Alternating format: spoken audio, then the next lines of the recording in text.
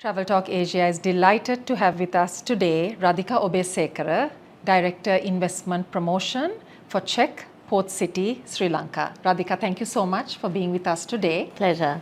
How does the port city, or what are the important factors that the port city plays in enhancing Sri Lanka's tourism offering or making it a hub? I think at the outset, Port City Colombo being one of the most ambitious infrastructure development projects for Sri Lanka and the biggest FDI in Sri Lanka to date, has many facets to the project.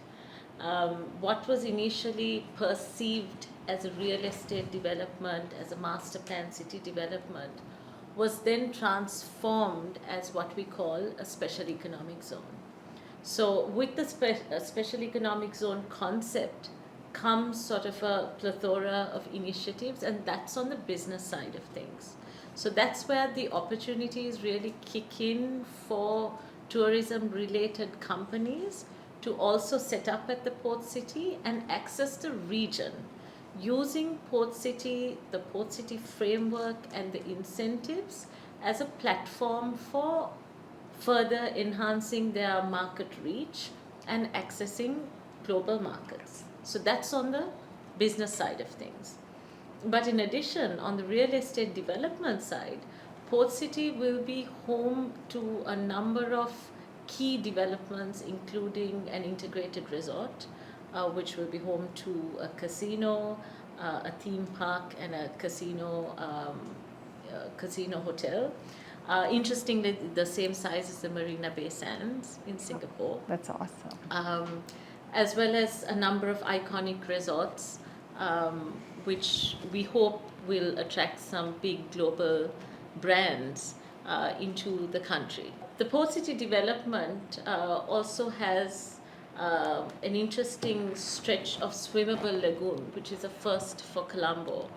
And that is really the area which will house the marina development for Sri Lanka, which is a first for Sri Lanka, a first for the region.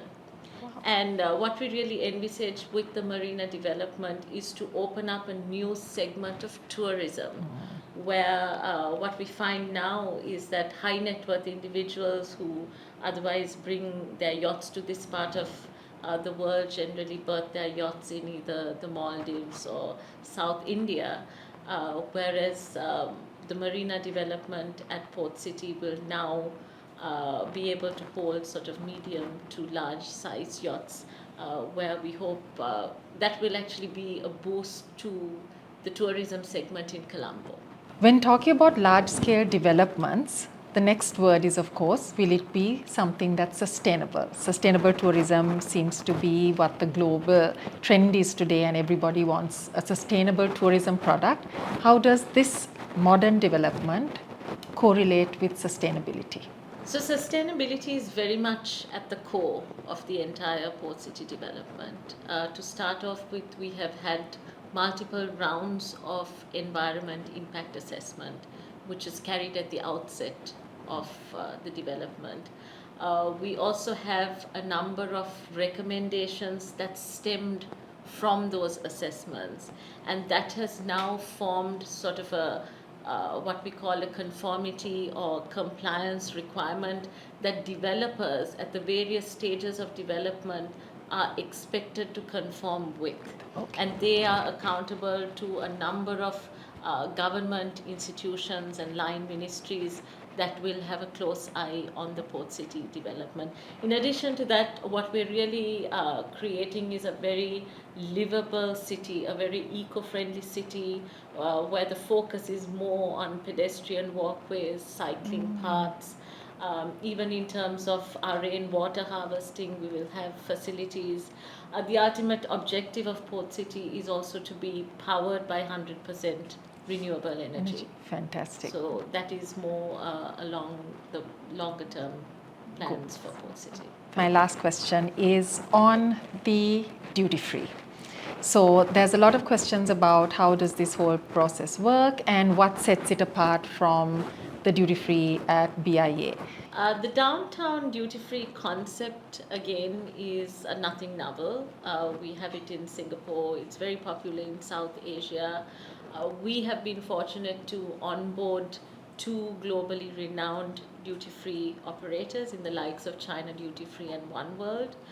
We are also in the process of onboarding a third duty-free operator. And again, what we envisage here is to open up a previously unseen segment of tourism for Colombo, which is retail tourism. So, I mean, people in South Asia are known for hopping on a flight to Singapore, perhaps for a day, get your shopping done, or maybe just a short haul flight to Dubai. So, we now hope that Colombo can attract some of that segment. And the real thinking behind this is that historically, Colombo has not seen too many room nights. Correct. What we have is people flying into Colombo, visiting the rest of the country, coming in just in time to get your flight back. Yes. So now what we hope is that we can really add a couple of room nights to the tourists coming into Colombo. And the offering is also, I mean, it's a great offering in addition to what we have at BIA. There's something in it for everyone. So from the foreign passport holders to local passport holders as well.